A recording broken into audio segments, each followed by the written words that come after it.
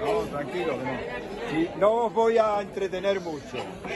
Solo quería daros la bienvenida a todos a este acto de homenaje a los emigrantes. Que somos todos, porque todos somos emigrantes y todos hemos estado por ahí fuera, y bienvenidos sean los que vienen de fuera, que además de ser un pueblo de emigrantes, somos un pueblo de acogida también. Así que solamente eso, deciros bienvenidos, que disfrutéis del aperitivo y que nos sigamos viendo durante muchos años y que podáis seguir disfrutando de este pueblo, de esta comarca, y que sigamos para arriba, creciendo. Gracias.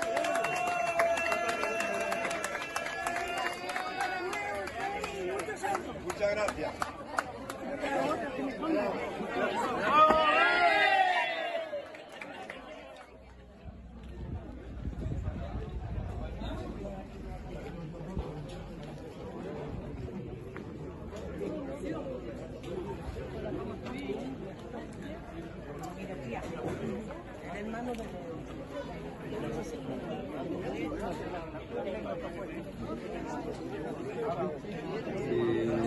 Cada uno.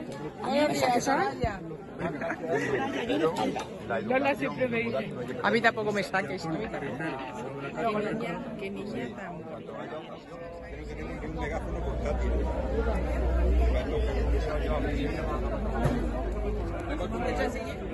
No, estoy aquí,